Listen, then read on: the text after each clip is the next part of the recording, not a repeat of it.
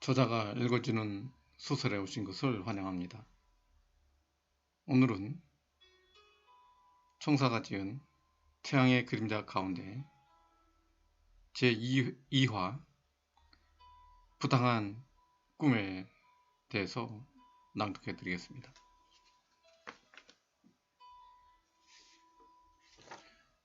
내 고향은 벼슬을 했던 할아버지가 청빈한 삶을 살기 위해 한양으로부터 500리 떨어져 있는 산골의 입향에서 자리를 든 곳이었다. 과하지 않은 산과물, 넘치지 않는 논과 밭,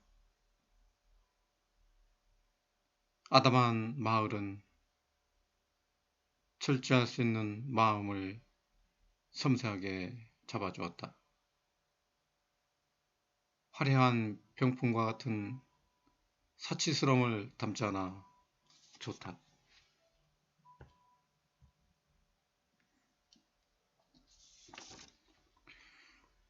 마을 뒤에는 든든하게 떠받치고 있는 서너 개의 봉우리가 사이좋게 기대어 있는 수려한 산이 있다. 앞으로는 아침 햇살을 보일 듯 말 듯 감질나게 감추는 커다란 산이 있다. 그 밑으로는 꾸불꾸불 부드러운 몸매를 가진 개울이 찬잔하게 흘렀다. 좌우 옆으로는 작은 언덕들을 직선으로 이은 사납지 않은 길이 있어 짐을 지고 있거나 빈손으로 지나는 객을 편하게 했다. 입구에는 초라하게 비대해지고 오랫동안 입은 상처를 숨기려 안간힘을 쓰는 나의 불명의 느티나무가 수호신을 자처했다. 오가는 사람들의 댐댐이를 흔들리는 잎새로 가름질했다. 밤이 되면 검은 풍채로 이업을 가면서도 굳은 표정으로 버티는 것이 외로워 둥지 잃은 올빼미와 부엉이를 받아주며 동행하는 얄팍한 인종도 베풀었다. 길 양옆에는 허리 굽은 노성과 쭉 뻗은 청송이 대충 서서 오가는 이들에게 자태를 내심 과시했다. 월추 시야에 들어오는 낮은 산에는 대대로 계승되어 조성된 묘소가 있다. 옛날부터 이 동네에 선비들이 살았던 곳이며 혈육으로 이어진 연결고리를 침묵으로 알려줬다.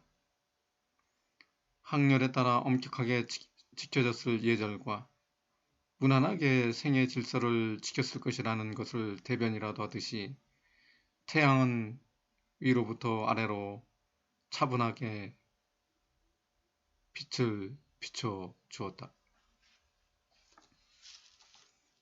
눈을 좌우로 돌리면 동급의 삶을 사는 남과 같은 먼 친척이 있고 손 뻗으면 닿을 수 있는 거리엔 언제나 몸과 마음을 피할 수 있는 가까운 친척이 있다. 외부인을 배척하거나 반기는 것은 아니었지만 뿌리채 동네를 떠나거나 이사 오지 않아 모두가 친척에 가깝다.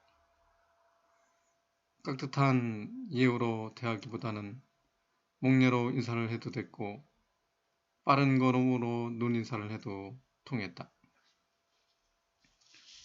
동이 트는 새벽에 제잘거리는 생명의 소리는 포근하고 아늑하게 고동치는 어린아이의 심장 소리로 들려왔다.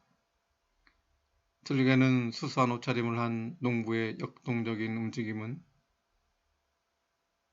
거친 아버지의 숨소리를 닮았다. 해가 저물면서 사그라지는 고요함은 어머니의 품으로 다가왔다. 세파의 칼질을 하기를 포기하고 범민으로 살겠다는 선비의 결연한 의지와 기질을 가진 조상님 덕분에 날뛰거나 주눅들지 않았다. 그리고 몸과 마음을 순수하게 지니고 생활할 수 있다. 폭풍처럼 질주하며 잘 나가는 몇 집만 쳐다보지 않고 의식하지 않으면 마음 편히 지낼 수 있다. 더욱이 조용한 새벽과 같은 생을 시작하고 은은한 밤과 같은 생을 마감할 수 있는 곳이었다. 언제부턴가 점잖고 근엄한 언행을 고집했던 사람들이 숨겨온 욕심을 노골적으로 드러내면서 마을에 급격한 변화가 일어났다. 집안 간의 출세를 위한 경쟁이 치열해졌고 상행 경쟁이 격렬하고 탱탱하게 벌어진 탓에 보통 사리 질서가 무너지기 시작했다. 어떤 집안의 아들이 출세를 하면 현수막을 걸어 축하를 해주고 박수를 치면서도 심해진 질투를 속으로 삭혀야만 했다. 생활 속에서 촉발된 경쟁과 질투는 종종 싸움으로 와전되어 상처를 주고받기도 했다. 체력을 소중히 하는 성향이 강해지면서 물려받은 재산을 둘러싸고 부자간 형제간 싸움이 빈번하게 벌어졌다. 법을 배운 것을 실험이라도 하듯 조상들이 구두로 사고판 문서 없는 땅이나 산을 가로채기 위해 사사건건 소송을 걸어 풍파를 일으켰다. 그의 행동고지가 옳지 않다는 의견이 많아 사람들로부터 소외당하며 살고 있다. 언제나 싱글벙글 웃으며 친절한 마음씨를 내보이던 어떤 중년은 동네 사는 노처녀와 눈이 맞아 소리 소문 없이 사라졌다. 엎친 데 덮친 격으로 마을의 행사를 거들어주기 위해 거주했던 힘 좋은 산지기는 큰 마누라와 작은 마누라를 데리고 있으면서도 이웃에 사는 조카를 임신시킨 것이 탄로나 쪽박을 차고 추방당하는 일도 생겼다. 어른들은 체면이 깎이는 개망신을 당한 탓에 탄식을 하고 쌍욕을 해대면서도 마땅한 대안을 찾지 못했다. 마을에 큰일이 있을 때면 산지기가 했던 일들을 앞에 놓고서 아무도 나서지를 않았다. 다만 서로 얼굴을 들어 하늘을 보다가 가끔씩 곁눈질로 상대방을 받고 뒷짐지고 헛기침으로 해주었으면 하는 신호를 무의식적으로 보내고 있었다. 잔치가 있으면 고향을 떠나 잘 나가는 것처럼 보였던 이웃이 돌아와 자랑을 하다가 한참 만에 안겨주는 선물이 은근히 마을을 포근하게 했다. 북적임과 성의 없는 선물이었지만 기분 좋은 설렘이었다. 일상에서 노출되었던 경쟁심이나 질투심을 잠시 숨겨두는 어설픈 배려로 작용했다. 이곳에서만 벌어지는 이웃 간의 자랑질 인사치레였다. 우리 집은 옛날부터 이조참판 조성질 등을 지닌 조상들이 위엄을 갖고 뿌리를 내린 탓에 양반집이라는 소문이 자자했다. 전통적인 유교 제절과 생활 질서가 뿌리 깊이 내려 엄격하게 지켜졌다. 세상과 사람의 질을 따르는 것을 최고의 가치로 삼았다. 그리고 물질과 정에 빠져드는 탐욕을 자제하고 올바르고 맑은 정신을 강조했다. 이웃과 가정에서의 행동거지를 스스로 통제하고 규제하는 가풍을 가까스로 이어가고 있다. 알거나 모르거나 집에 오는 손님에게 큰절을 올렸다. 어른을 공경하고 조상을 섬기며 상하 질서와 중요를 다하는 것을 덕목으로 고집했다. 타인의 어려움을 돕고 거절하지 않으며 배반하지 않는 것을 신의로 삼았다. 이해하여 관용하고 싸움이나 시비를 걸지 않으며 나서지 않고 양보하는 것을 겸손으로 여겼다. 재벌이라 여자를 소중히 하고 아끼며 주사와 도박을 멀리하는 것을 미덕으로 알았다. 남자가 가정에 책임 있게 의무를 다하고 여자보다는 우선하는 의식이 오랜 전통으로 자리 잡았다. 비경쟁적이고 비합리적이며 수동적이었지만 제대로 지켜온 가풍을 사명으로 알았다. 빈틈없이 계승되어 견고하게 지켜온 자부심 높은 인정머리 예절이었다. 아랫마을 대갓집의 딸로 호의호식하던 할머니는 진삿집 양반이라는 어른들의 말만 듣고 호인했다. 시집 오면서 데려온 몸뚱이 있었지만 가세가기로 다시 친정으로 보낸 흑역사가 있어 체면이 오래전에 구겨졌다. 할머니는 농사를 할 줄 몰랐다. 호미질도 못하는 그런 분이었고 남들이 흔히 쓰는 놈자도 쓸 줄 몰랐다. 장화홍련전, 홍길동전, 춘향전, 콩쥐팥쥐전 등을 읽으며 세월을 보냈다. 까막눈이었던 어머니에게 한글을 가르치는 것이 유일한 일이자 낙이었다.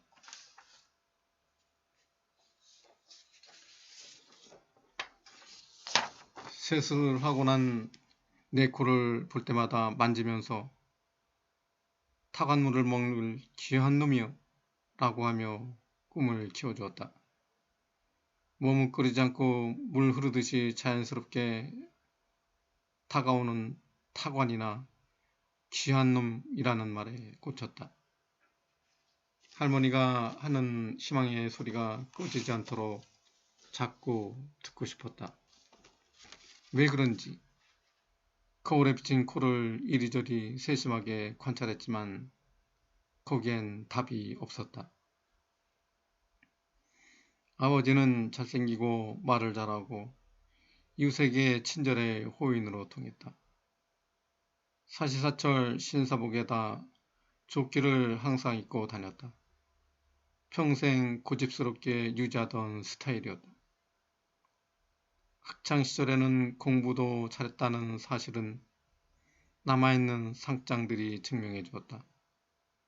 청년 시절에는 누구에게나 삼짓돈을 내주었다. 밤낮으로 만나는 동년배를 형제처럼, 선후배를 형이나 아우로 불러 친근감이나 통쾌한 웃음을 유발하는 신사에 가까운 촌사람이었다. 그러나 가끔 잠결에 전신을 뒤틀며 울부짖는 모습을 보곤 했다. 먼 산을 보면서 들리지 않는 소리를 중얼거렸다. 과거에 벌어진 일들이 현실을 괴롭히는 듯했다. 신음인지 저주인지 분간이 가지 않았다. 다만 무엇인가에 사로잡혔다는 생각을 들게 했다.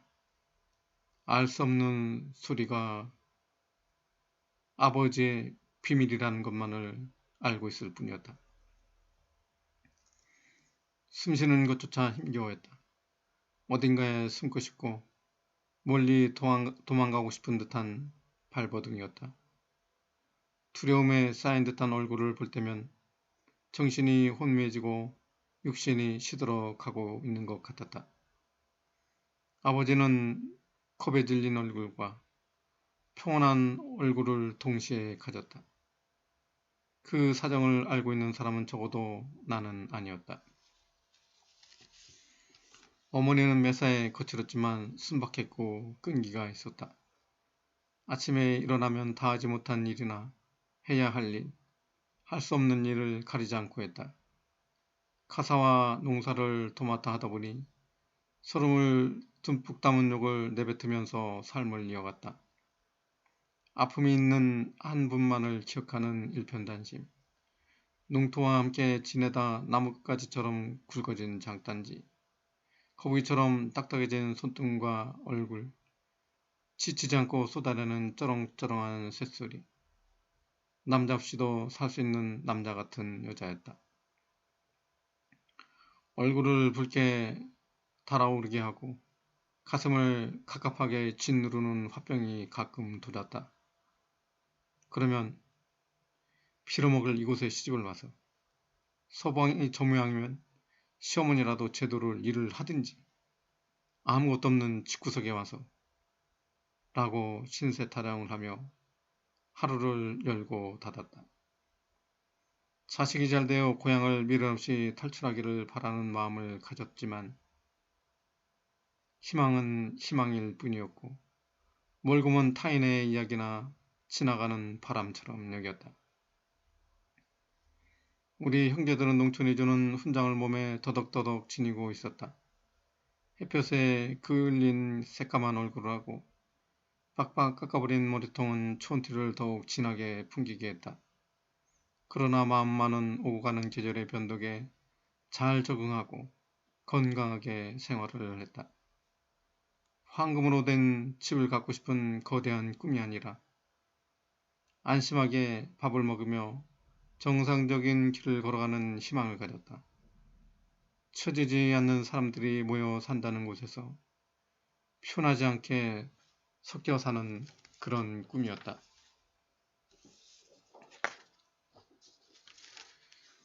우리 가족은 서로 다른 모습을 가지고 있지만 하루세끼 식사를 같이 하는 규칙을 지켰다.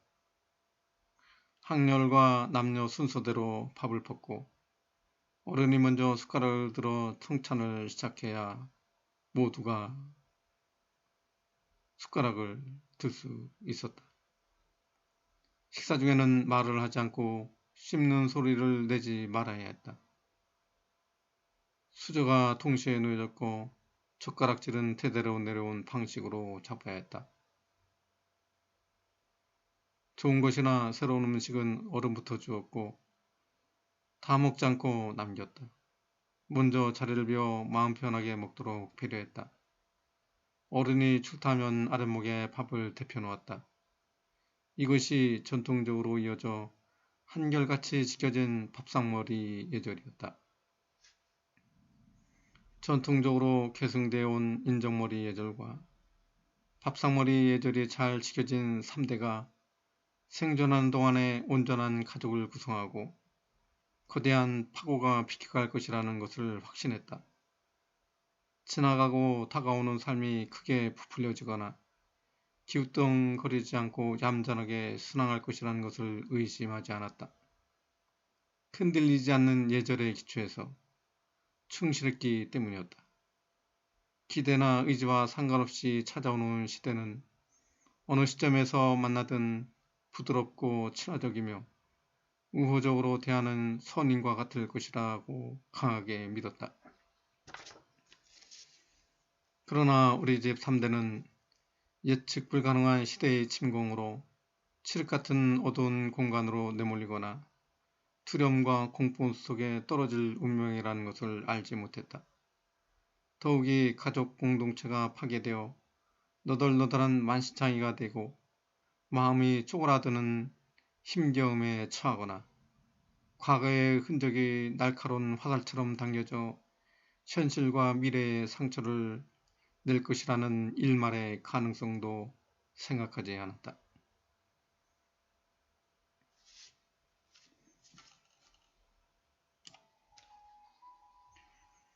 겨울이 지나면 기지개를 펴고 희망에 기댈 수 있는 봄이 오는 자연의 이치에 걸맞는 행보를 기대했다.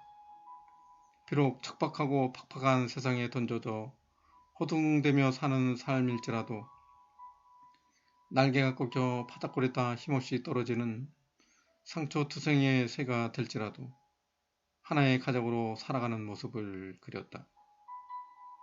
우리 가족의 꿈은 인정머리 예절과 밥상머리 예절을 파괴하는 거친 시대가 폭풍처럼 불어닥쳐 흔들어 놓아도 예절을 지키며 온전하게 살아남기를 바랐다. 결코 부당한 꿈을 꾸고 있는 것이 아니었다. 공동체 생활에서 추락하지 않고 앞으로 정상적으로 가는 길에 불과했기 때문이다.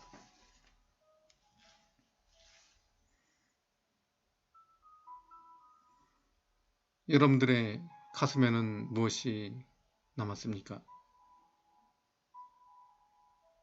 여러분들의 마음에는 어떤 꿈이 자리 잡고 있습니까?